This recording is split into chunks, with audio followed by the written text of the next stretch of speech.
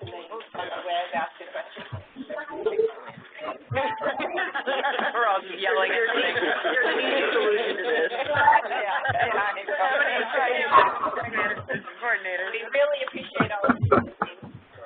We do regularly, like at least 2 to 3 times a year, look at your retirement account. Really. Better answer than I thought we'd get. How many of you know that you're saving enough so that when you retire, you're going to be able to retire? Well, let's say we've done a calculation.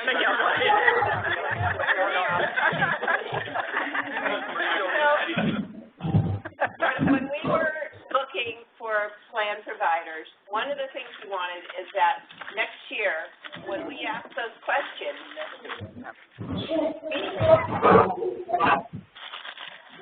and you know that one of our core values is to value our that we value is we want to help you to plan for your retirement. We want to make sure you're doing what you should be. And it was really important for us to have a plan provider. Somebody to partner with you and all of us and help us do this. Because it's not easy. I think probably most of us not keep up with the stock market. I don't know that's for me to invest for my retirement. And I like to have. I did, man. It's all done. Thank you. So with that, I'm going to introduce you to our new plan provider. Okay. No, I didn't. I'm new to the computer. Alliance Benefits Group. They're out of Salt Lake City, but he's here regularly. You don't have to be able to. Yeah, I'm done. I'm not viewing anything now. I'm going to log in. Okay, Todd. Okay, Todd. Okay, Todd. Before that, CFO of the administrative side of the company. And Alliance Benefit Groups will also be doing the administrative side of the plan, which is the record keeping, track of how much each of us have in our accounts and helping us with our contributions, our distributions, our loans, all the administrative side of things. So with that being said, I'm going to turn it over to Larry because he's going to, he knows much more about this than I do. So thank you, Larry, for coming on board with us. Thank you so much. I'm really, really pleased to be here and happy to ultimately get to know many of you, if not all of you, and I hope I do get to know all of you. One of my favorite things in the whole world is to get to know the people behind the companies that I work with. No company is successful or profitable without its people. And so you guys are what it's all about.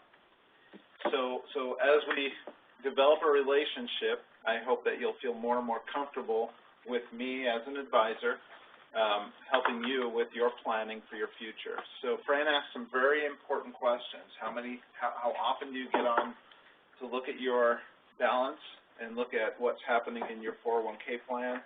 And the second question was, how many of you know where you stand in terms of retirement readiness? So as an advisor, those are two things that we are definitely going to work on, is to help you all understand. And I'm going to be blunt with all of you. So if you're not ready for retirement, I'm going to let you know. If there's no way to get ready for retirement at your age and your savings rate, I'm going to let you know. I will not, that's one promise I will make, is I will not sugarcoat it. I'm not going to tell somebody that's going to have $150,000 at retirement that they're going to be just fine in retirement living in the Bay Area. It's just not going to happen. Okay?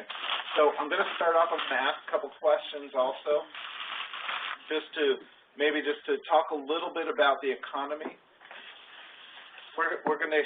The economy is just a very small part of what we're doing. What I'm really going to be talking mostly about is some of the provisions and things in your plan and how to get online, how to enroll, and all of those things. But I always like to talk about the economy because it helps me gauge where you guys are at and how you're seeing the world.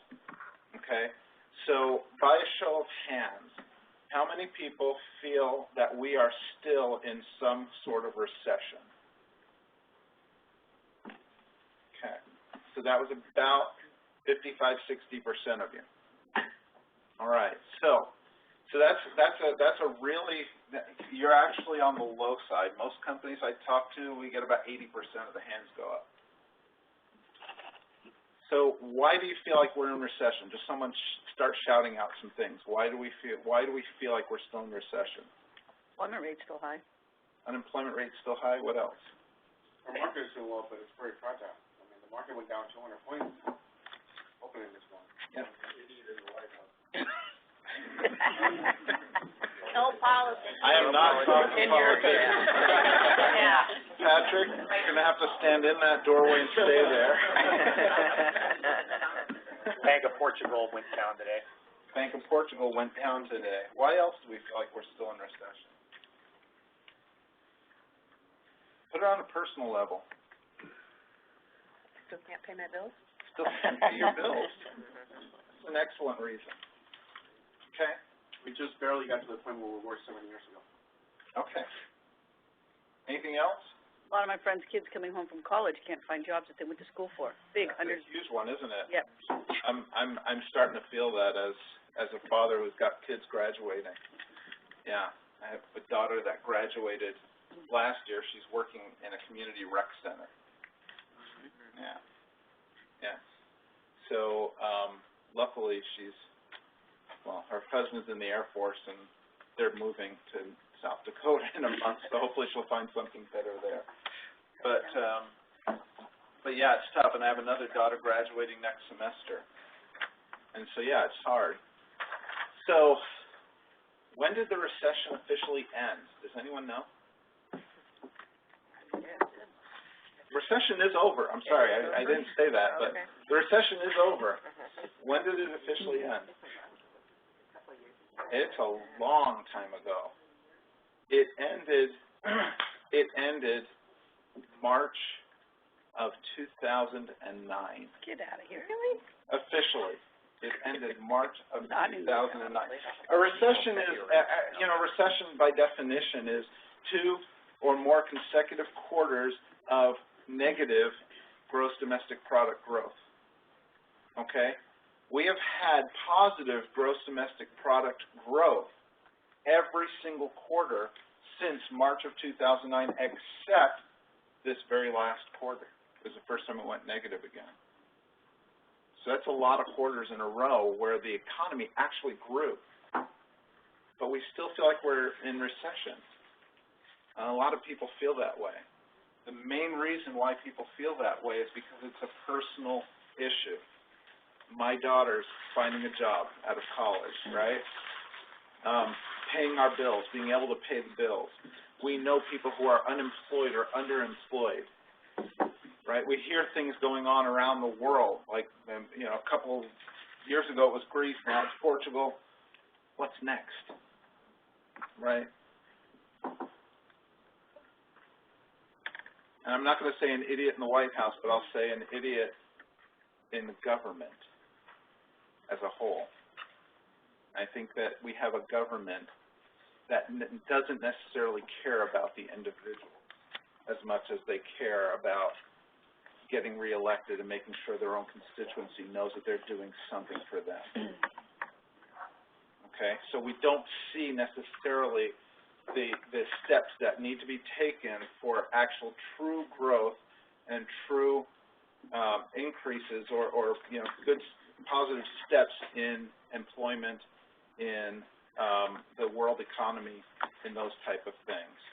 And I don't want to make this a political thing by any stretch of the imagination. And every time I talk politically, I'm always talking fiscally. I'm never talking socially. That's not an issue for me in my job. The issues for me are always financial and what repercussions they have financially. So I wanted to start out by talking about that, not to be a downer, because I think there are a lot of positive things in the economy right now. Corporations are making more money than ever as a whole. More money than ever, quarter over quarter over quarter. Corporations are borrowing less money than ever. Okay? Those are good things in the economy. Those are good things for your 401k plan. how many of you have seen your 401k plan go down since March of 2009? I don't mean like 1 week. I'm talking about overall. No, it's gone up. It's had to have gone up. Since 2009, the stock market has done nothing but go up, right? There might be a week or two where it's gone down. There was 2011 that it dipped about 10 or 15%, but the trajectory has been up, and we have not had an official recession since 2009. So that's the good news. Okay, so how does that relate to you, and why do we care about that? Why we care about that is because the biggest thing stopping your own personal savings from growing is our own fears of what's happening in the economy. Perception is everything. And if we perceive that we're still in recession, well, where's our investments going to be sitting? It's going to be sitting in safety. It's going to be sitting more towards the conservative side. I'm one of them. I'm right there with you, right? As I invest my money, I have to worry. I'm sitting at, I'm pushing very close to 50 years old. I'm sitting here thinking, what am I going to do, right? If I want to retire in 15 years, what am I going to do? Do I want to see my money drop 40% again? And that's the fear, right? We don't want to see the effects of what a bad recession can do again to us. And so we get a little conservative, and that's okay. The important thing is to have a good, healthy mix. And again, that is why I'm here, okay? Take advantage of me. I will be here every quarter, and if I can't make it for any number of reasons, if I can't make it, we will have other people here. But I promise you we will take care of you. And I'm pretty dang sure that I'm going to be here 99% of the time, because I'm committed to this company, and I'm actually committed to all my clients here in the Bay Area very heavily, because I love the area. So I love excuses to come. I'm here about 8 times a year right now, and so I would love to get a little apartment and spend more time. Write it off. Yeah, but I got to get my wife in a position where she's okay coming with. We also have one 17-year-old still in the house, so we got to get him out. We're going to go through some of the provisions and some of the changes in the 401k plan and talk about how that affects you and what your options are. We're going to talk about how you're going to enroll in the 401k plan, because it is going to take a new enrollment. We're going to talk about what happens if you don't enroll. What happens if you just leave it? What happens if you're not in yet and you don't want to be in? So we're going to talk about all of those things. Let me talk a little bit about my company, Alliance Benefit Group. I'm one of the owners of Alliance Benefit Group. We actually are a locally owned office in Salt Lake City, and we have a national franchise, if you will. We'll call it a franchise because that's the closest thing that I can explain. Our national franchise has 15 regional offices. We are one of them in Salt Lake, and 46 branch offices across the United States. Okay? We formed in 1980 in Salt Lake. This is our Salt Lake company. We formed in 1980 as a record-keeping and administration company. We work with, on a national level, over 14,000 retirement plans and over 1 million individuals. We have experience working with individuals. We love the employees. Our employees have more than 300 credentials combined. That means those are, little letters after their name where they have to do continuing education to keep those up. Those are credentials such as certified financial planners, certified financial analysts, qualified 401k administrators, qualified pension administrators. The list goes on and on. We specialize in education and advice regarding retirement plans and investment. That's our sweet spot. We love retirement plans. We're not an investment advisor that only works with individuals and has a couple of retirement plans. We're actually the other way around. we work with retirement plans, we have some individuals that we work with also. Okay, so when you're talking about like high net worth individuals, power brokers, these people, that's not what we are. We are people who care about getting you from point A to point Z in your situation at your level, whether you have $10,000 or whether you have $10 million. It makes no difference to us. And when it's in a retirement plan, we have a whole lot to work with, and we can do a lot of good. Any questions about what I've gone over so far? Okay. So as we go along, if you have questions, you certainly can raise your hand and ask them, okay? If we start going ahead, I will let you know we're going ahead and we've got stuff that we'll go over, but don't be afraid to ask questions as we're going through this. So I always like to say thank you to the company for having the retirement plan. Thanks to Dome Construction, you have a great benefit. The retirement plan is a vehicle to help you have a successful, meaningful retirement.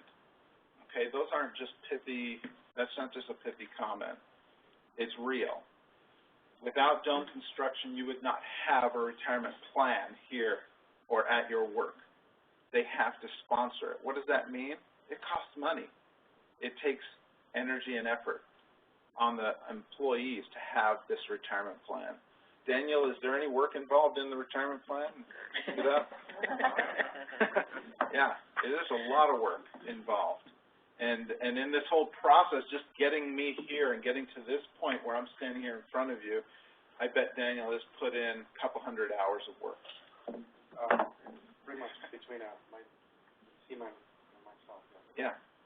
So it is, you know, so we have to give thanks where thanks is due. And then I said it's a vehicle to help you get a successful and meaningful retirement. If it's a vehicle, who's the driver of that vehicle? Yeah, each of you drive your own vehicle, right? If you get to retirement and you've got $100,000, whose fault was that? The driver. The driver. It's not my fault. I can only help. I'm like the backseat driver. Okay? I'm gonna be shouting over your shoulder, make changes, do this, do that, but you ultimately have to tell me to shut up or you're gonna do what I say. You know, and so yeah, so we are the drivers. Each one of us is the driver. So I want to go over the features of the retirement plan. I actually have a sheet, and I don't know if we should hand it out now or later. We'll hand it out at the end. Why don't you make sure you grab one of these. I printed off this page in particular. You have all this information in your book. It's just lengthier in the book. This is just a quick, easy way to see the different features of the plan. So the first one is eligibility requirement is 3 months of employment and 21 years of age. So that's to get in the plan.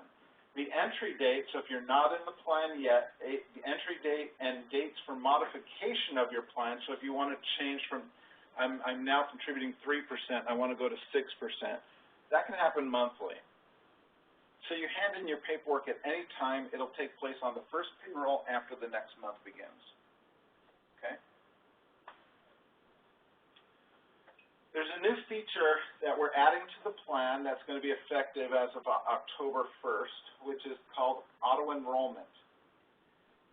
Is anyone here not in the plan currently, who's not contributing? Okay, so there's a couple of you. So those who are not contributing to the plan yet, well, first of all, we're going to shame you into starting. They're new employees. Oh, they're new employees. Well, we'll shame you into starting when you're eligible. But if you didn't elect to be in the plan on your own, the company will auto-enroll you at 4% of your salary. Okay? And if anyone is contributing right now less than 4% and you don't elect to move it up past the 4%, the company will bump that up and make sure that you are contributing at least 4%. Now, that sounds horrible the way I said it. You always have the option to opt out of that. So you always have the option to say, no, I really wanted to be at 3% or 2% or nothing. Okay? Make sure you actively elect something. If you actively elect, you will not be defaulted. It's that simple. If you don't actively elect, and if you have elected something less than 4% and you don't change that, you're going to be bumped up. Does the company, and this might be jumping ahead, does the company still match up to 3%? So we're going to talk about that. Yeah, it's going to be, actually the match is a lot nicer. But let me ask you, if you enroll, if the company if you're just brain dead and the company automatically enrolls you at 4%, then you look and you go, oh my God, I forgot to do something.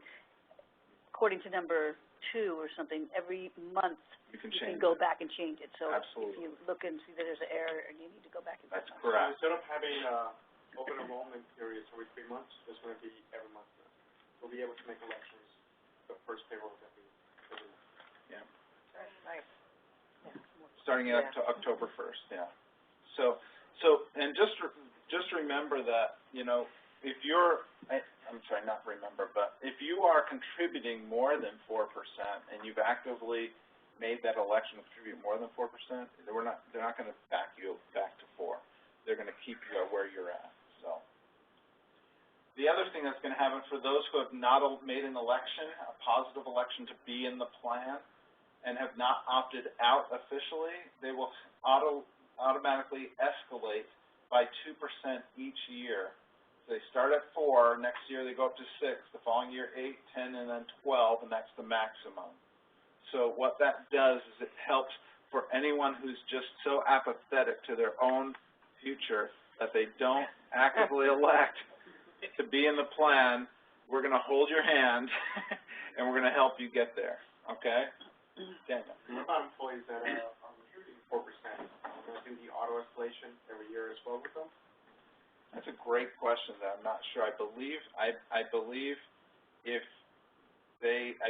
so. Well, that's a great question. I'm going to have to answer that at a different time. So I'll make sure we get that answer. No, I love it. Daniel always stumps me.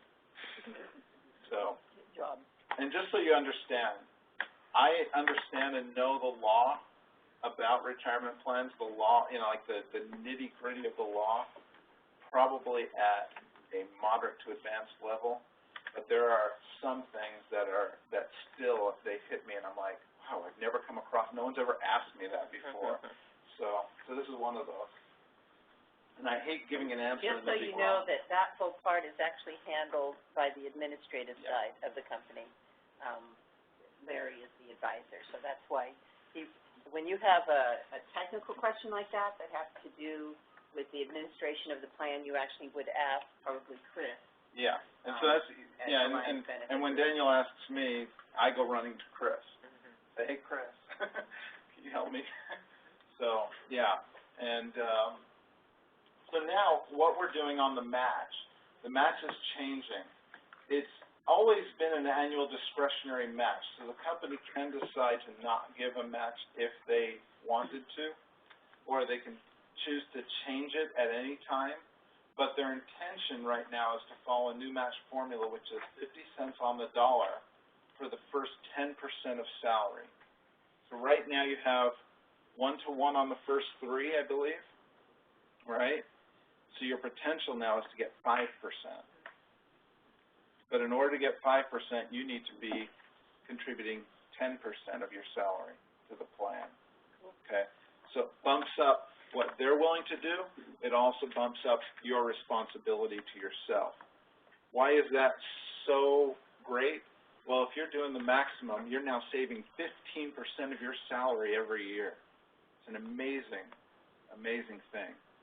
Kudos to the owners and officers in this company who saw how important it was to help you jumpstart and get moving on your retirement income. It is an amazing match. That's a great match. How does that compare to all my clients? It's probably in the top 20% of all my clients in terms of the match. So kudos again. Again, that's discretionary, though. If we have a bad year, that could be. It is discretionary. Yeah. David, have we ever not made a match? No. I mean, in a recent. Yeah. But as long as you've been here for 17 years. But is it gonna default to 50 cents? Really. Oh, I didn't hear that, David. Now I just did.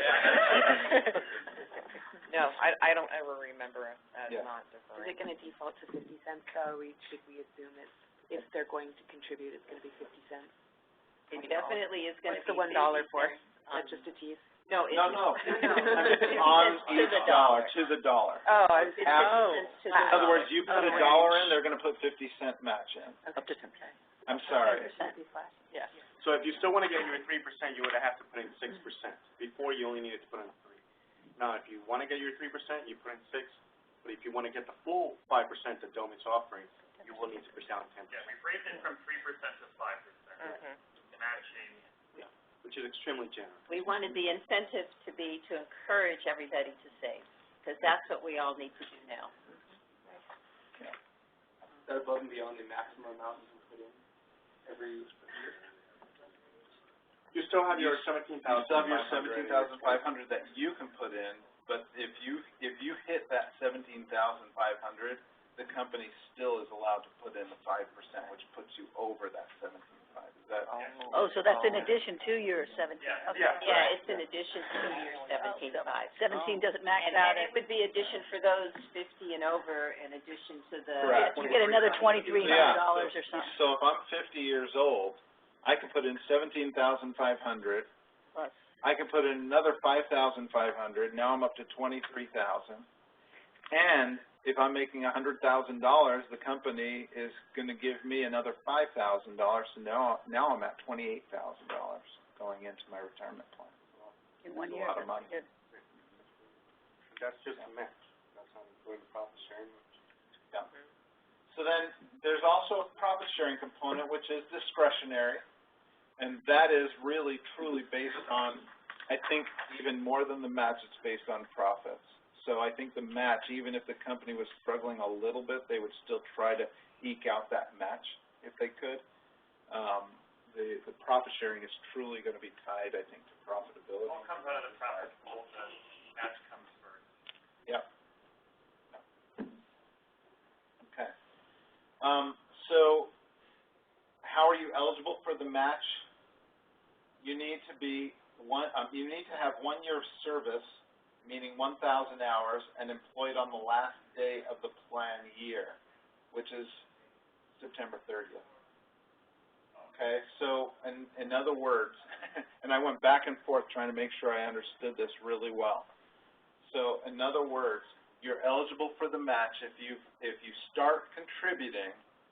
Let's say that okay, for those who raise their hands that they're new, let's say they start contributing in August, okay, and you contribute through August and September of the plan year. September 30th is the end of the plan year. You're going to be matched on whatever you've contributed, as long as it doesn't equal more than 10% of your salary. So let's just do some easy math. If I decided that I'm going to put in from August and September, I want to catch up or whatever, and I'm just going to put in $4,000, and that $4,000 just so happens to equal 10% of my whole year's salary, the company will give me $2,000. So they will match whatever I put in up to 10% of my annual salary to that point at the end of September 30th. Does that make sense? It's a complicated item, and trust me, I went back and forth just making sure I understood exactly how it works, because typically most companies that we work with, year end is December 31st. It's a lot easier to see it on a normal 12-month calendar year, but because the plan year ends September 30th, it changes it a little bit. But just understand that you need to work for 1,000 hours, which is typically 6 months, right, within a plan year, then you're eligible for the match. So you only have to be here 3 months to get in the plan, but you need to be here 6 months, really, to get the match. on the profit sharing side, you actually need to be here 12 months to get profit sharing. So that's where the little bit of a difference is. It's still the same 1,000-hour rule, but you have to be here for 12 months to qualify by the end of the plan year to qualify for the profit sharing. And the earnings before that year don't. Right. Right. So, yeah, and earnings before that year ends don't count. So if your year ended in August, you would get profit sharing on what you earned August and September, period. Okay? Yeah, where the match goes backwards for the whole year. It goes backwards all the way to whatever earnings you had from October the previous year. Even if you decide not to join, you know, and participate in to the last 2 months, you still get the match on your whole year's salary for that plan year. But the profit sharing is got a little higher bar. The earnings that you made before the day you were eligible, and by the way, you do not need to participate in the 401k plan to be participating. Everybody is in the profit sharing plan. But your earnings for the profit sharing plan don't start counting until you have been here exactly 1 year. And then the earnings the very next day start counting. Yeah. And if you have specific questions as to your own situation, ask me.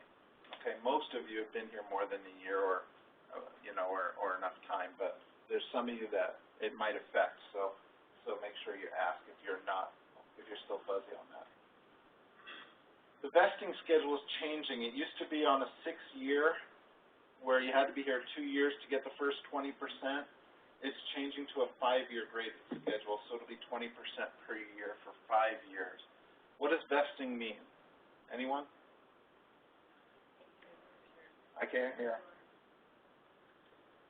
Sorry. Right.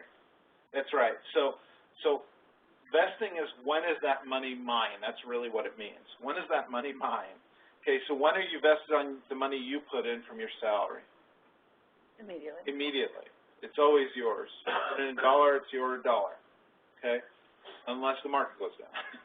But any money that don't puts in for you will be on this vesting schedule.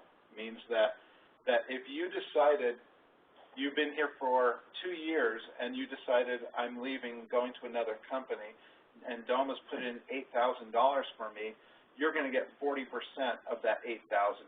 You've only been here 2 years. So then you'll get, what does that equal? 4 times 8, 32, $3,200. That's what you would get. But at least you're getting something out of it. Right. You get 20%. But you're leaving. Right. But you're leaving $4,800 on the table. That's the point, right? So what vesting does is it promotes longevity. It helps you to notice that, hey, I've got money sitting here, and if I stay longer, it'll be mine. Once you hit 5 years of employment, every penny that the company puts in for you is yours from that point on, okay? Vesting does not start over with every contribution that the company does. It only has to do with how many years of service you have. Okay? And that's how the vesting always was, right?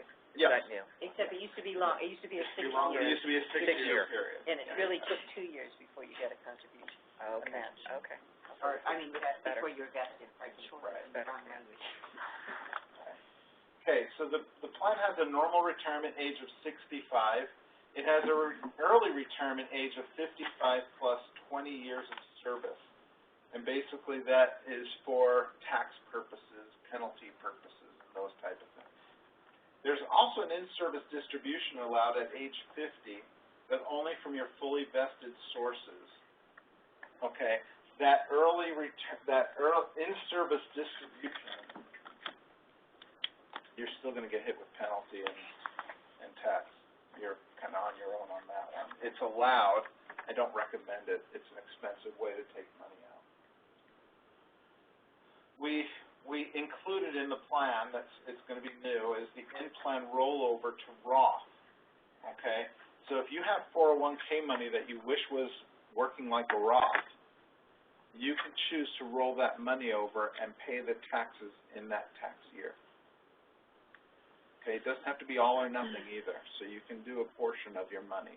If you wanted to move some of your 401k money into Roth 401k, which follows the same rules as Roth IRA, then you can. What is the difference between traditional and Roth? Anyone can tell me? One's taxed, one's pre-tax, one's not. Right, one's pre-tax, one is not. So the Roth, you pay taxes first.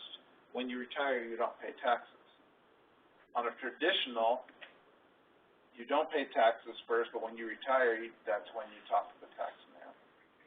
Are you going to be talking a little bit more about the Roth in our plan? Because this is the first time that we're going to have a Roth. Yeah, let's talk about that. So I should have made that its own line.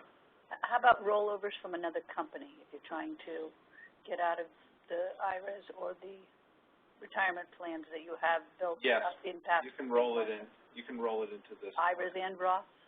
Not just any IRA, it has to be a Scheduled retirement plan. it was like if you were in a company before and you rolled it out to an IRA and you kept it, they have to keep those funds identifiable. It's called an IRA rollover account, and it'll say rollover account.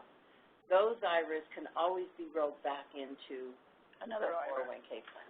As long as you kept them segregated and it's clearly identified, you And can they're- always roll them back in. Right, and they're not been taxed yet. But like a personal IRA that you have, that you've been just funding on your own, as far as I know, that cannot be rolled over into this fund. Really? So, yeah, and if we have specific questions on that, again, we'll let the experts tell us yes or no, because there are about 50 different rules on what's allowed to roll into a plan, and there's Very so many. It is complicated, and so I have my cheat sheet back at the office too. So Roth is a new thing in the plan, and let me just explain that. How many of you have had a Roth IRA before? So there's a few of you who have. Okay, what's the limit on the Roth IRA? How much can you put in every year? $5,500. $5,500. If you're over 50, you get an extra $1,000. With the Roth 401k, it follows the same rules as the IRA except for one rule. It's the amount you can put in. So you can put into the Roth 401k the $17,500 limit if you're under 50, and an extra $5,500 if you're over 50. Okay? So you can elect to have your money go into the plan pre-tax or post-tax. It's really up to you. You can even split it if you want, although, yeah, you can split it if you want. I'm not going to get into why you would or why you wouldn't right here. Can we contribute $17,500 to the Roth and an additional amount to the 401k? Or, No. So it's got to hit So the your maximum of your combined pre-tax and post-tax money has to be $17,500. Great question. Okay, that's the maximum that you're allowed to. Whether you're allowed to also then contribute to an IRA outside is a question for your tax advisor. I don't think you'd be able to, but it's a question for your tax advisor. No, I know you. If you're maxing out your 401k, you're maxing out. So, okay, so why would you want to choose a Roth? Anyone who's been in a Roth, tell us why you would want to choose that. Because you get, I have one this year. I put in $6,000 because even though those are after-tax dollars, the profit off of it is non-taxable. Yeah. That's probably the number one reason people like Roth. Is because they get tax-free growth. Okay, you don't pay you pay taxes on the money you're putting in now. So let's just say that you're in the 25% tax bracket, and you want to put in in the Roth 401k you want to put in $10,000. You will pay $2,500 in taxes. So it's going to actually cost you $12,500 to save that $10,000. But from then on, the growth of that money is tax-free. When you take it out at retirement, you don't pay money on that. You don't pay any taxes on that growth. So if you have like 20, 30 years till retirement, and that $10,000 becomes $40,000, you've got $30,000 of tax-free growth right there that you'll never pay anyone taxes on. The younger you are, the more beneficial it is. But even if you're a little older, it still might be beneficial to you. Again, these are tax questions that I would not feel qualified to answer. I can talk you through the semantics of it, but talk to a tax professional for your specific situation if you want to know if Roth is a good idea for you. It's not always a good idea for people. So people who are in the highest tax brackets now and are planning on taking a smaller amount of money when they're retired because, number one, they don't have to save for retirement if they're retired, right?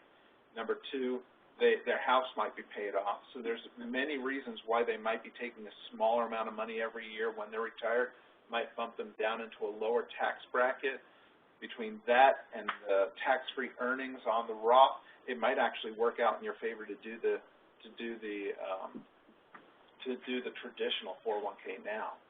But again, I don't feel qualified to answer that question for you. I can direct you to some calculators, and I can help you through those calculators, but a tax professional is the best person to talk to about your specific situation. Okay. So, and then loans.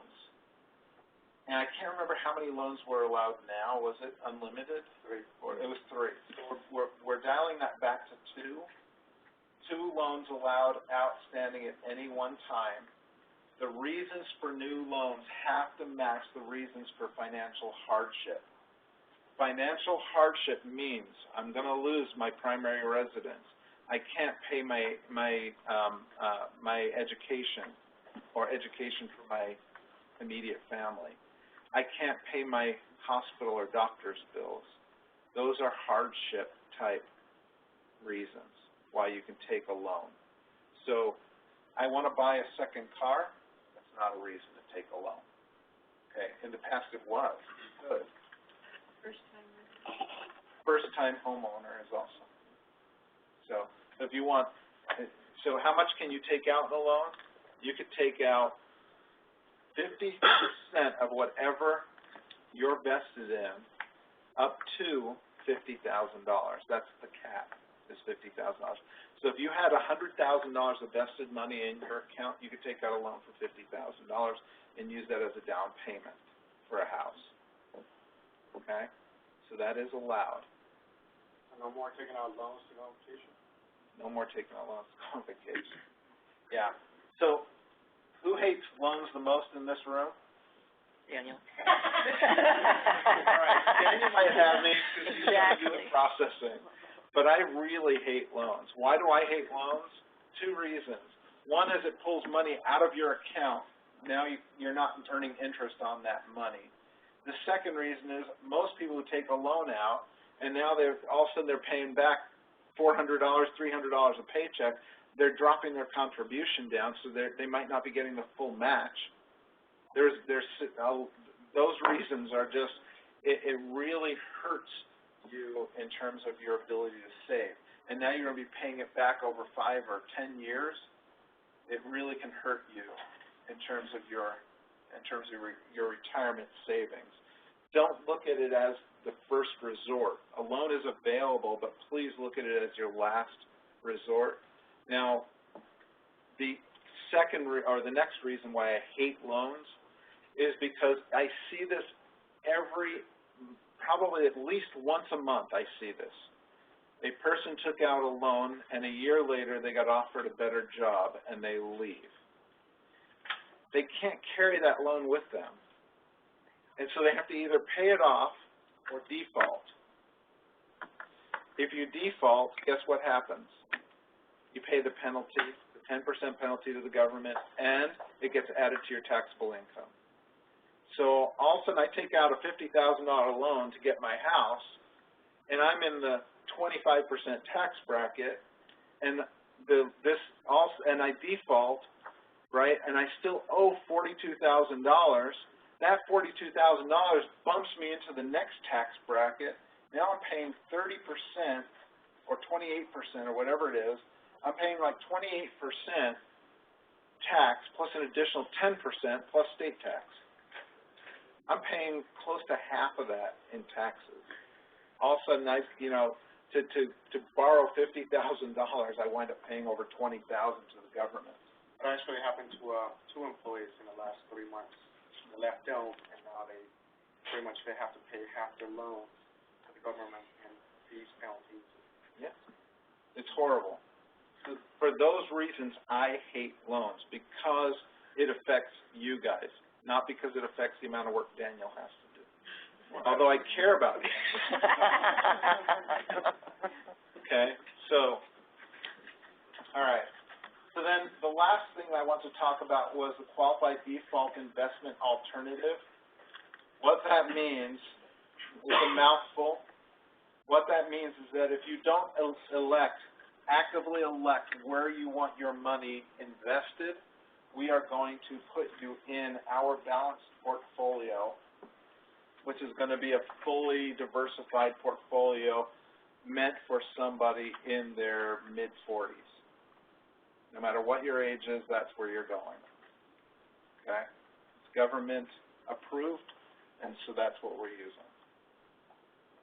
Okay. Oops. And then professional investment advice is the last one. Didn't come up on my first clip. So I talked about it. I'm here, and I'll be here. All right. So what are the questions you should ask yourself? I really should have a cloth. I don't want to go over. All right. Some of the questions that you should ask yourself is how much money will you need at retirement, how much you should be contributing, and how should you invest your savings. Question about how much money you're going to need to retire really depends on the goals that you set for yourself. What do you see yourself doing in retirement? Will your house be paid off?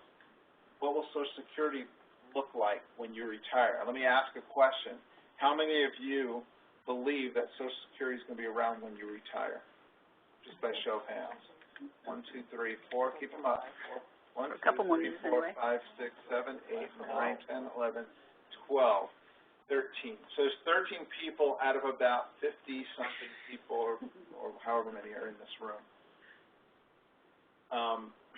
That's actually high. You guys have studied this, maybe. No, I'm just kidding. The reality is Social Security will be here probably for all of us. It may not look exactly the same as it looks right now, but let me ask another question. Name a politician who votes to get rid of Social Security altogether that would get elected again. Their whole party would look ridiculous for the rest of their lives. And it doesn't matter if they're Republican, Democrat, or Independent. It doesn't matter. They're not going. Getting rid of Social Security completely and totally abolishing Social Security would kill anyone's chances of re-election. It'd be done. They would be done.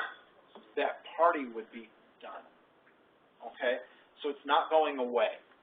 But it is in trouble, right? Everyone knows it's in trouble.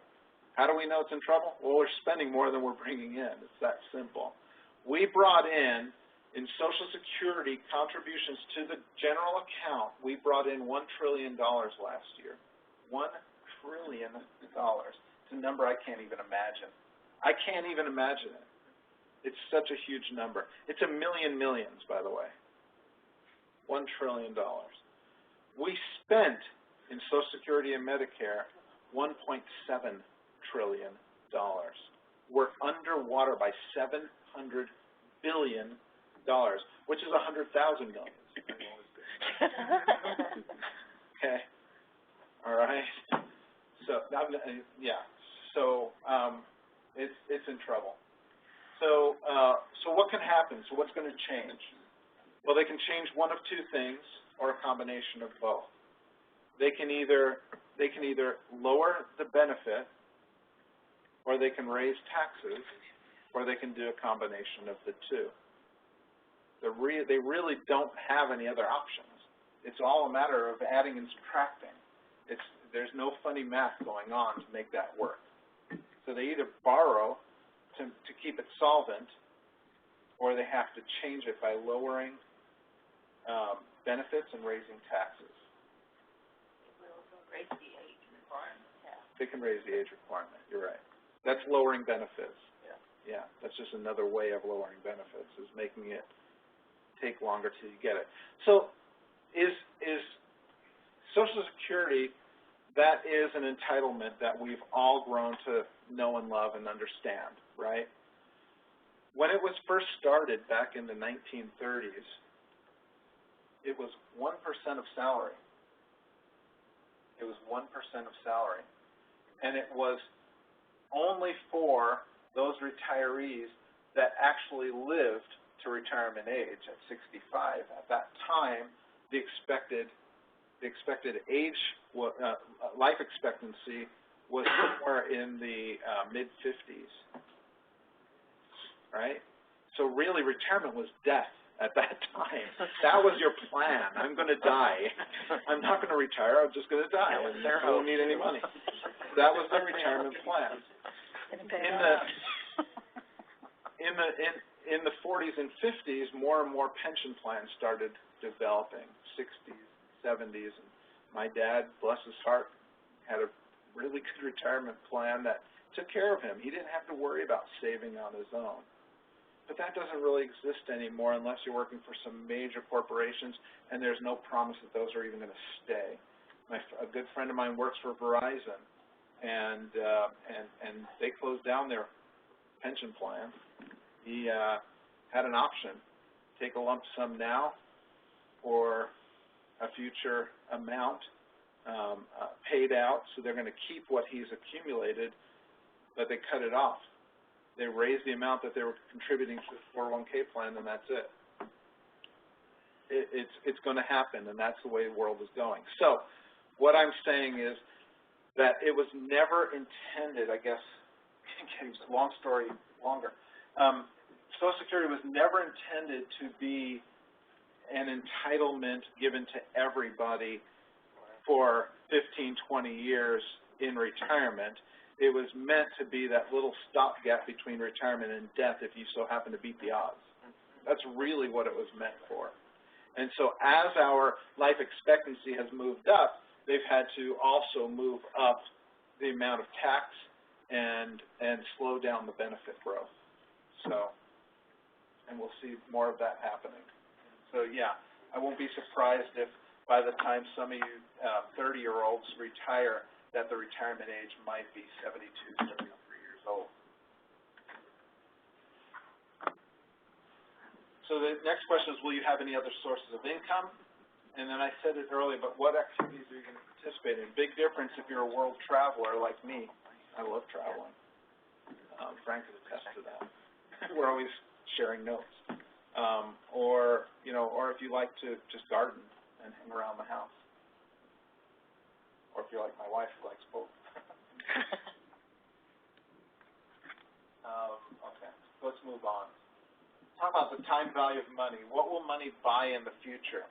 Inflation. Does anyone know what the inflation rate is currently over the last 75 years? Average inflation. What's an average inflation rate? How much does inflation go up? Very good. 3.1% over the last 75 years. So inflation is basically how much things cost and how much more will they cost every year, right? At 3% inflation, prices will double every 24 years. So looking around the room, there's a lot of you that have 24 years or more till retirement. So here's an example. Somebody who retires in 2014 goes to the store, buys a loaf of bread for $3.49, a gallon of milk for $4.49, pound of butter, might be higher or lower depending on where you live, pound of butter for $3.49, 2 pounds of steak for $14, and 10 pounds of potatoes for $5. They spent $30.44, and they get to carry maybe 2 small bags home with them. Have a bunch of potato sandwiches. Yeah. They're going to have a lot of potato sandwiches. Fry you in. Yeah. That's good. Maybe I should put some ham in there. If you're retiring in 2038, here's your prices right there. That same $30 bag of groceries is going to cost you $60 in 24 years. Is this an absolute truth? Yes. It's an absolute truth. I get asked that all the time. Come on, prices aren't going up that fast. There's no way. And I say, well, hold on a second. 24 years ago, what year was 24 years ago? 1990? In 1990, a loaf of bread was under $2. A gallon of milk was $2, a little over $2. A pound of butter. I mean, these are real statistics. And if you go back 24 years earlier, yes, a gallon of milk was about $1.50 or less. These are real numbers, and it will happen. So count on that. So when you're thinking about your retirement, how much is $1 million, right? There used to be the old thing, if you have $1 million in your retirement plan, you'll be fine. That's not true anymore. It's just not true anymore. Now, for some people, it will be. But $1 million will only give you about $50,000 of positive income in retirement a year. How many of you are living on more than $50,000 as a family right now? How many of you need to save at least $1 million in your account? Okay, think about that. These are introspective questions because this is an absolute truth. Now, I said earlier on that having your house paid off, will your house be paid off, is one of those questions that you have to ask yourself. Probably the most important thing you ever do. How much is a house payment today?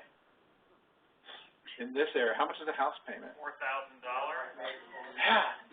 Yeah. So if it's $4,000, there's $50,000 that you don't have to worry about in retirement every year.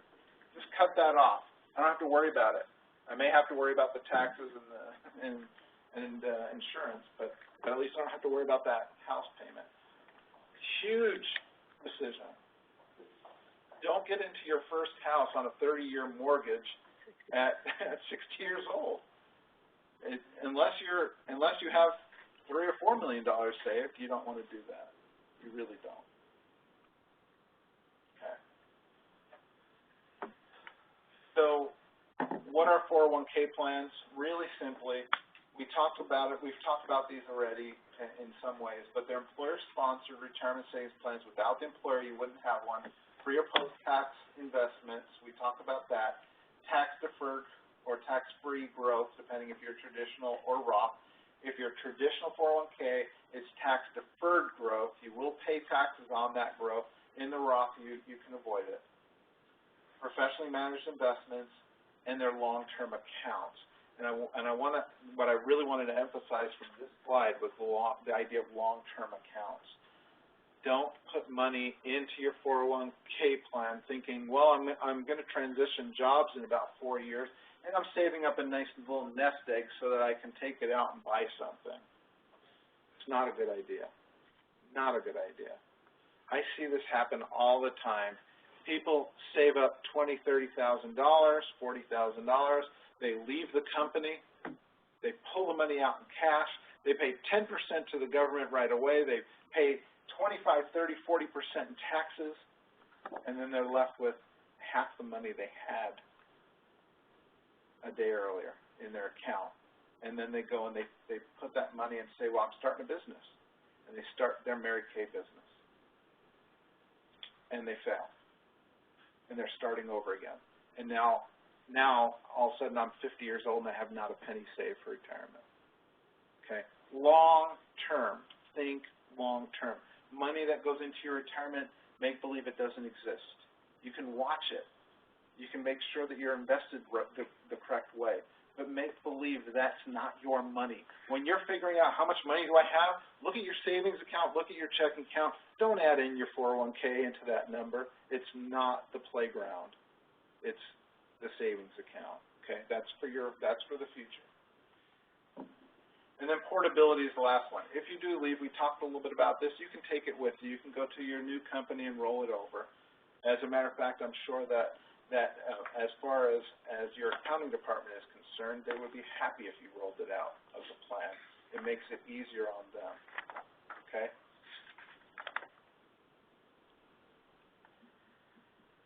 Difference between an early saver and a late saver, I'm not telling anything that you guys don't already know, but here's the actual numbers. a person who starts saving at age 20, $100 per paycheck in a 401k plan, and he does that, or she does that for 20 years till they're 40 years old. They stop. At 40 years old, they say, hey, I don't want to contribute any more money. If they're earning 8.5% interest on average, they will have $1 million in their retirement plan at age 65. That is a fact. Same person decides, you know what, I hear this all the time, I'm too young to start. I'm not making enough to start. I'll do it later. I'll worry about this later when I'm making more money, not thinking about, well, they might have kids that are going to grow up and actually need their money. And they think, they fool themselves into believing it'll be easier when they're a little bit older. It's never easier. They start saving $100 per paycheck from age 40, and they save in not 20 years, but for 25 years, they will have $206,000 in their retirement plan. Making that decision to put off retirement savings by that 20 years was an $800,000 decision, all in earnings. The earlier you save, the better you're going to be. Your earliest money counts the most. I hear it from a lot of people, but you know what? I've been saving for 10 years. I'm 30 years old, and I only have $14,000 in my account. Fine. That $14,000 is going to equate to about $200,000 or $300,000 at retirement because of the compounding interest for the next 35 years. Where did the 8.5 growth come in? It's just pretty aggressive. That's what I was saying. It's the history of the stock market. The history of the stock market is actually 10.1% if you have all your money in stock. So I said, well, if you have 70 or 80% of your money in stock and 25% in bonds, about 8.5% has been the history of the stock market. It's not been the last 10 or 15 years, but it is the history.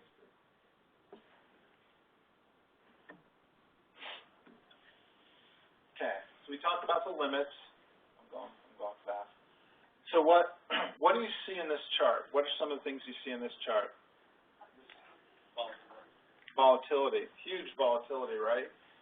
Most people's eyes run right to this. Yeah. Right? Yeah. Thank you, Betty. Can you say that louder? The trend is still going up. Thank you. If you look at the trajectory of the whole thing, it's still going up. As a matter of fact, I always like to cover this and tell people, if you can cut out that noise, I'm still projecting though, isn't it? If you can cut out the noise in the middle, that's what we need to do. Take the emotion out of it. Take the emotion out of it. Exactly. I meet people all the time that make the wrong move at the wrong time. Stock market went down in the year 2000. March of 2000, stock market crashed. Right? Black Thursday. It crashed and it kept going up and down, up and down, up and down, but mostly down for the next 2.5 years. And I met I met a couple people who at the bottom in 2002 took all their money out and put it into, I can't stand it anymore, I can't keep watching it go down. Put it all in money market. Done. Fast forward, market starts recovering, 2007, look how good the market is. I'm going to jump back in. 2008, collapse. 2009, I can't stand it anymore. I'm going to take all my money out of stocks. They literally, and I met two people in the same company because they followed each other. They followed each other right off the cliff. They literally lost 70% of their retirement savings. The only thing that was boosting them up or keeping them even afloat was the amount of money they were putting in, but they were even losing that because of the timing of the market. Take the emotion out of it. Invest. I said long-term, right? I meant long-term. These are long-term investments. Invest in a portfolio that is correct for your risk tolerance and your age group. And then let it go. Just let it go. Okay? It works. It actually works. For any of you who thought the sky was falling in 2008, the market has come back 170% since that time in the recovery that none of you believed was even existed. 170%. So anyone sitting on the sidelines waiting for that right moment to get back in the market, they missed out on 170% of growth. Going low, buying high. Yeah. Yeah. You don't want to do that. Okay. So at this point, I'm gonna ditch the slides for a little while. Let me just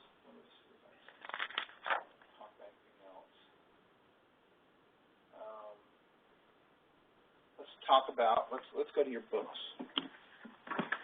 Okay. So you have these books here, and I promise you that I'll talk for another 10 minutes and then I'll ask the question. Mostly because I'm starting to get dry. Okay, so in your books, I'm just going to explain what's here. There's a little welcome letter in the front, first page. Then starting on page 3 is going to be your company highlights. Now, it goes for about 4 or 5 pages, and like I said, I have that simple cheat sheet here, so make sure you actually, let's have them pass around while we're talking. Anybody need any of booklets?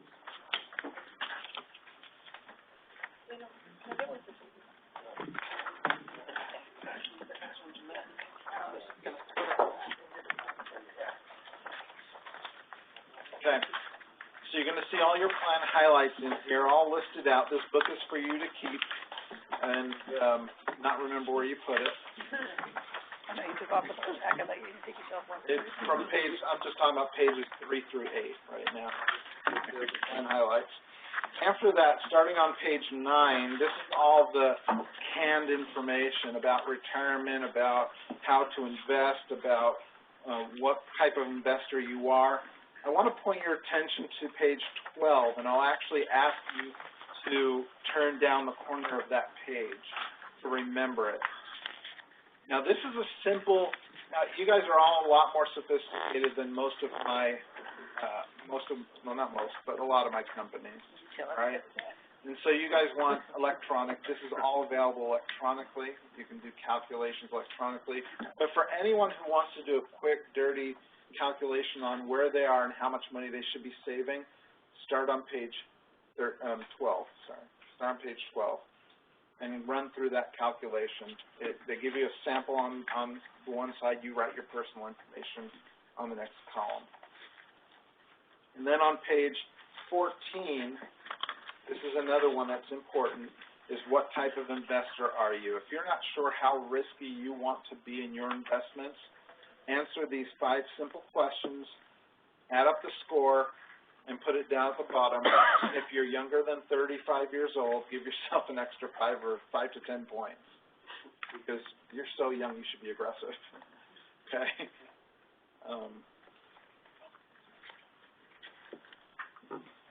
Starting on page 17, we get into the investments that are the investment options that are in the plan.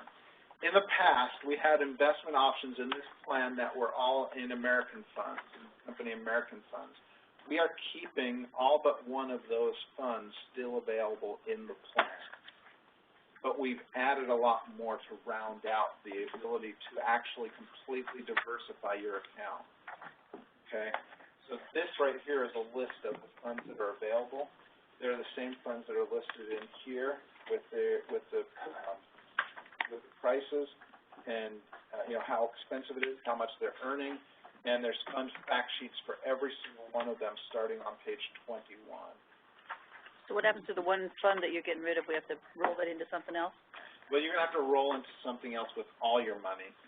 So in other words, if you want to keep your plan exactly the same way as it is now, in the same American funds you have now, then actively elect to put your money in those American funds in the plan. If you leave it alone and don't choose, you will be defaulted to the balanced portfolio, which is not a bad thing. I hope I'm not making it sound like a bad thing. I think it's a great portfolio. But if you want to have it the way that you want it, please make an active election. Which one of the American funds is not there any longer? The only American fund that's not there anymore is the Bond Fund of America. It was performing really poorly, compared to its peers. I think the So money we have, market too. oh, and the money market, yeah, we can't have the There were money 6 market. funds, yeah. That's right, you're right. I never think of money market as an option because Well, it we doesn't had earn any people money. that had their I money know, in the money I know. market. So let me talk a little bit about what we have. So we have now tried to fill in more than just a couple of buckets. In the past, you had large company funds, one world fund, which also was domestic and a little bit international, and you had one bond fund and a money market, and that's all you had available. What we're doing now is we have available not just large company funds, but we have mid-sized company funds and small company funds. You can see the titles here, mid, small company funds, international fund that's truly international, and world stock that is the same as we had before.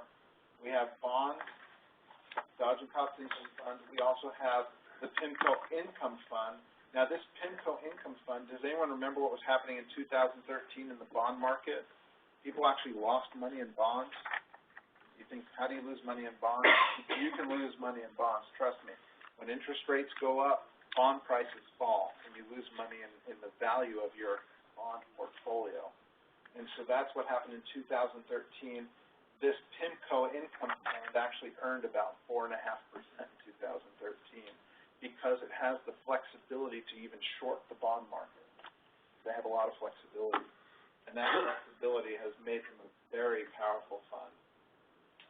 Our cash component, instead of it being money market, we're moving to a stable value fund. The difference in the way it works is not very different. You put money in, you take money out. You can do whatever you want in it, just like a money market account, except for one thing. It is currently paying about 1.9% interest, guaranteed. So the money market was actually paying about 0.01%. This fund is paying 1.9% guaranteed, and it works just like a cash account. It's completely safe, and it is guaranteed by MetLife. Okay, so then what we have also for you is I'm not sure how to invest my money with these individual investments, or I don't feel completely comfortable putting myself out there and saying 10% here and 5% here and 12% here. So what you have available, which is where, and don't feel bad if you feel that way, because about 80 to 90% of all my employees that I work with, and I work with thousands of employees, 80 to 90% of them put their money in one of these portfolios. Depending on how risky they want to be, they can go into the conservative allocation, which is called our wealth preservation fund, the moderately conservative, which is our income, moderate allocation, which is right in the middle, balanced, moderately aggressive, which is growth, or aggressive, which is called aggressive. Okay? There are fund fact sheets for each of those funds in here. What do those funds do? So they're right in here, and they start at the 49.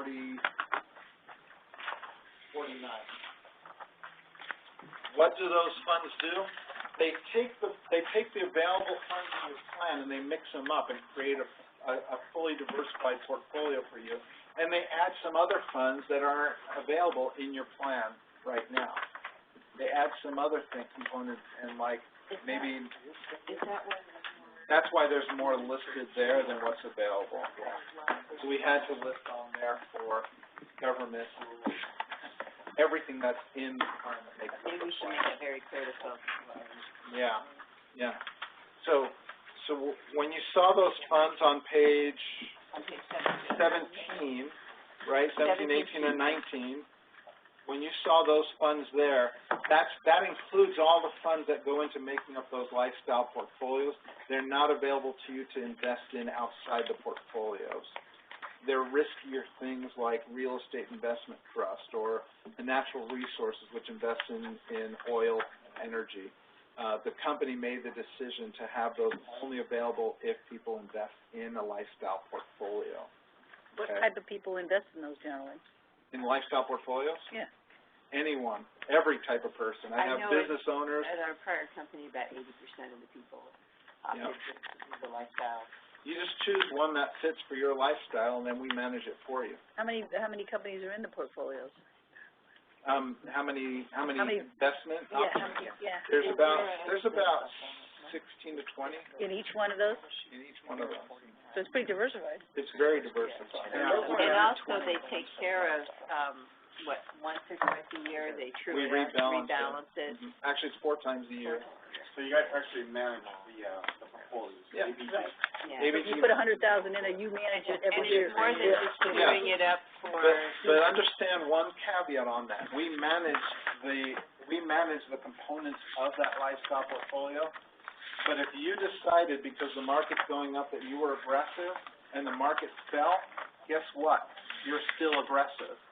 We're not going to change that component. So if we say 90% is in the stock market in the aggressive portfolio and 10% in bonds, it stays 90% in the stock market, 10% in bonds. What we will change is we might change what's allocated to large companies versus small companies to try to mitigate some of that loss, but we're not going to tell you you're no longer aggressive. That's your decision. Do you have a percentage, a projected, return on investment in these? That's where these pages come in. They'll show you exactly what we've earned on a 1, 3, 5, 10-year since inception basis. They didn't print very well, so we may need to. It didn't very well. You're right. It's really small. We may need to send those out. Now, let me see if they're on those first pages.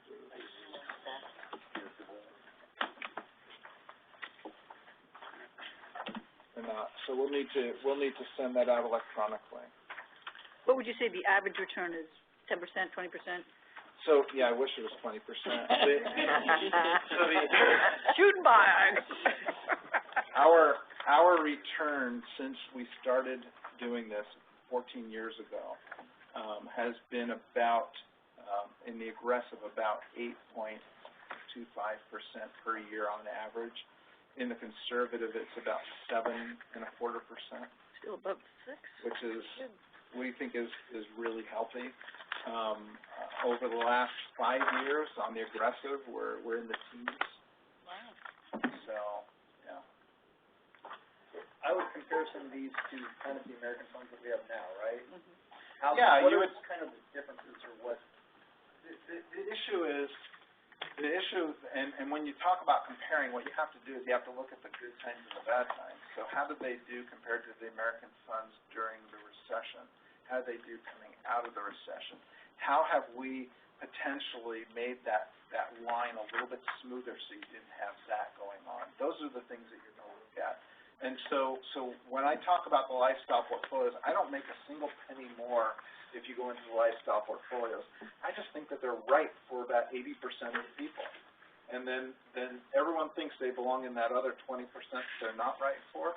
I guarantee you, when I say 80%, I really believe it should be about 95%.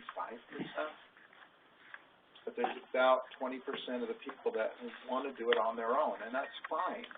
And can our portfolios be beat? Absolutely. It's very easy to beat our portfolios. That's not the point. The point is, if you're not actively timing the market on when the next recession is coming, which will be coming, I promise you, we will have another recession. If you're not actively timing that market in your own portfolio, I guarantee you that our portfolios will outpace what you do because you're going to miss it. Okay? Long-term investments, the portfolios are built so that you don't have to be an active manager. That's the whole point. We do it. If real estate, real estate, we didn't have real estate in our accounts during the recession. Real estate was the caveat to bring the recession down. But when it hit bottom, you darn right we put real estate right into our portfolios. Why? Look at what real estate's done since the recession. Why? Okay? In your portfolio, choosing it on your own, you don't have that ability to do that. That's the whole point of them. Are they right for everyone? No. but I think that they work for most people, and you make that decision. You decide, again, I don't make a single penny more if you go into those portfolios or not.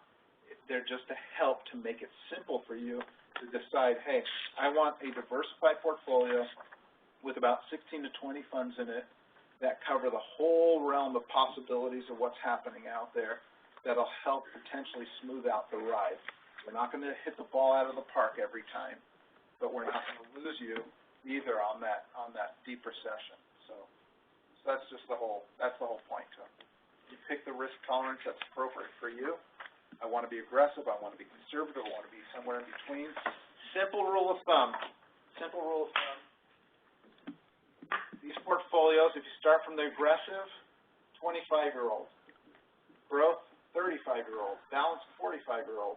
Income, 55-year-old. Wealth preservation, 65-year-old. Simple rule of thumb. Doesn't work for everyone. I have 70-year-olds in my growth portfolio. Why? They've got $3 million and they're never going to use it. They have other money that they're going to use in retirement. This money is the grandkids' money. So we're investing it for the grandkids. Okay? I've got 30-year-olds in the wealth preservation portfolio. Why? Petrified of losing a penny. These are people that would normally just want to put their money in under the mattress. Okay? We've convinced them to get in the plan, and we're putting them in the wealth preservation. Somebody had said it would be the same as where, like, going in one of those would be the same as what we did at American Funds. But if you look, 3 of the American funds are all up there in the large cap, large blend, So we were not very diversified when we were in American Funds, and that's a risky thing to be. And when you it goes even worse than that.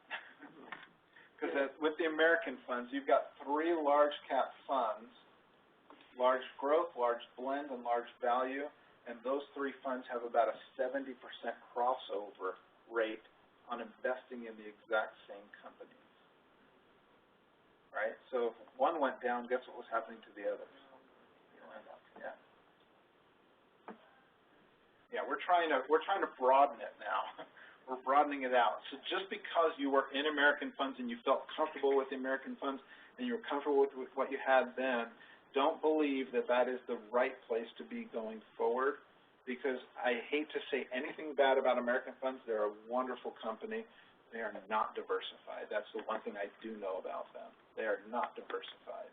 What we've done, though, to make it even better for you is we have literally shaved about 30% of 1% off the cost of each of the American funds. So if you do want to be in the American funds, you're going to be in the cheapest possible version you can find anywhere. We've gone to 2 American funds and to Fidelity Investments, who works with American funds, and they've negotiated to have the least expensive version of their funds. It's going to save you money.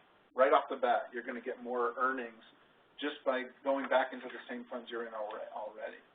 So I hope that comes as a nice little added bonus for you. So, any other questions about these? Yeah. So being that we could change our elections monthly, we could originally just go into American funds. You can still go into see how they perform for the month, or just capitalize, grab that, and then after a month or so, go down. So let me clarify that. You can change on a monthly basis how much money you're contributing. You can change your investment elections daily. Okay? You'll have a login. You can go in there. You actually have the login already. You have the login already. Let me take you here. Page 55. This is your instructions to enroll in the plan. Page 55. Everyone needs to know this. So don't even get though scared, your money's not in there yet. And I know that some people have walked out already of the meeting, so I don't know how we're going to get them the information. But page 55 is the enrollment instructions. You can get online today and enroll in the plan. Okay? Enroll in the plan. You choose your password and your username. And then once the money hits, right after August 1st, sometime in the first week of August, the money should hit. It will take effect however you've decided to invest your money. That's how it will be invested.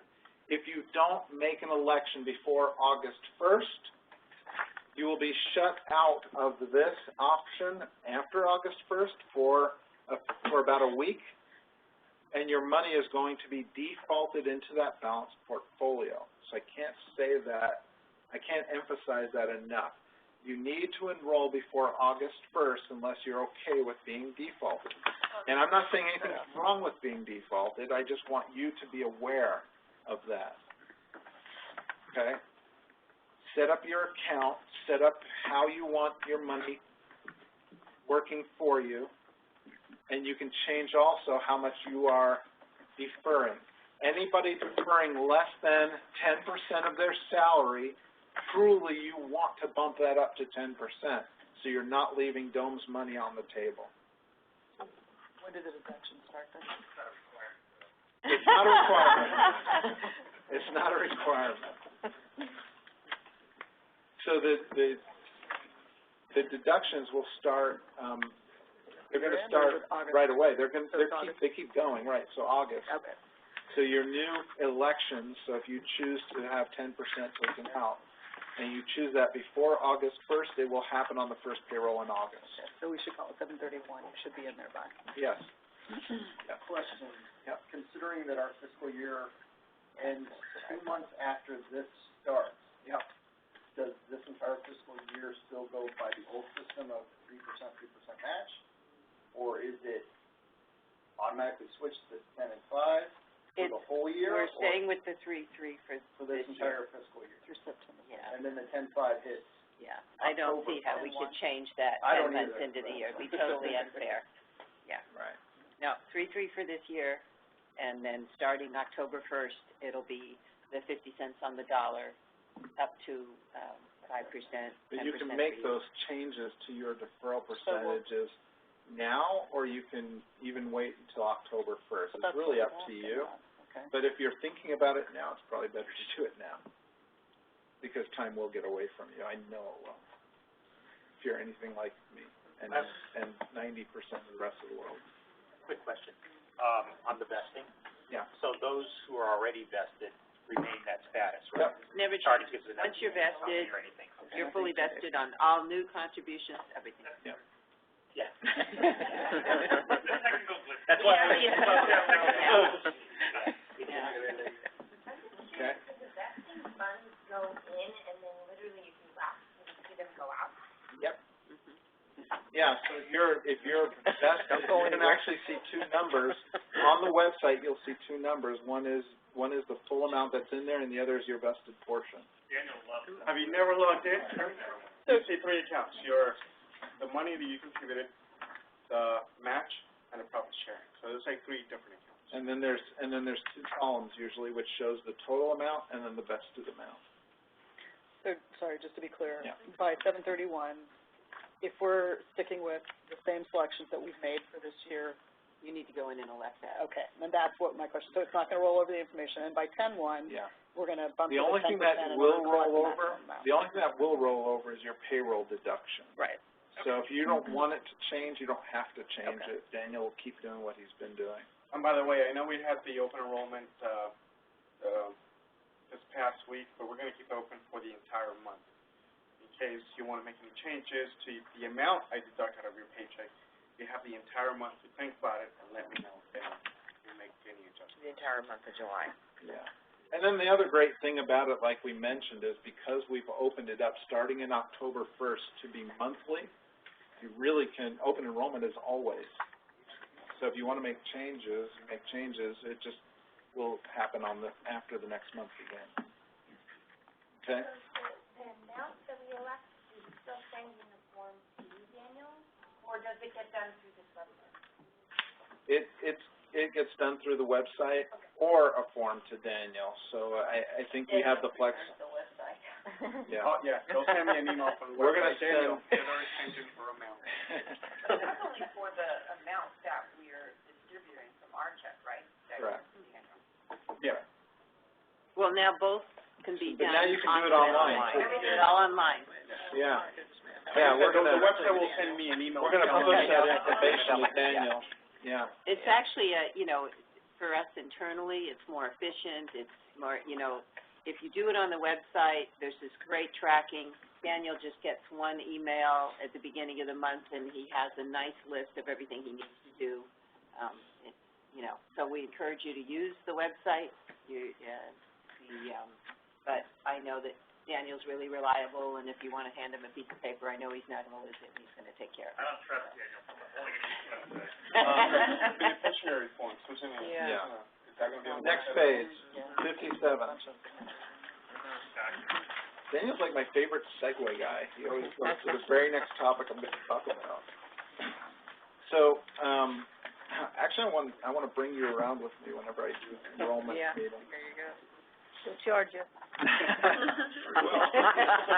It's no Yeah, be careful when he says, yeah, we'll talk about it. So, page 57, if you have already handed in a beneficiary form and you know it to be accurate and current, you don't need to do anything. If you want to change your beneficiaries, use this form. There's nothing online that's going to allow you to change a beneficiary. Okay, beneficiaries forms have to be kept in a file somewhere. All right? So use this form. If you are changing your beneficiary or choosing a beneficiary for the first time, if you're married, it is always your spouse, 100%, unless you convince your spouse through a lot of alcohol to sign on the line. this page in front of a notary. When I first signed this up, I was not married, so my beneficiaries were my parents. Yeah. Then I got married and Change it. changed Most Let me likely tell I'm you a gonna- story. I will tell you a story. Switch to Michael. Okay. There was a gentleman who passed away, left about $240,000 in his account, and HR department pulled his beneficiary form, found actually not only a name but a phone number on it. So they, being the overzealous HR department, called the number, said, Miss So-and-so, there's $240,000 here with your name on it. Because, so whoever got his name, say Michael. Michael died and this money's available. It happened to be his girlfriend. He got married 2 years earlier. Never changed his beneficiary form. So 2 days later, after this girlfriend gets notified that she's got $240,000, the wife calls up and says, I know my husband had a retirement account. He never really shared that information with me. What's there? Yeah. You want to hear some hemming and hawing. Imagine being that HR rep.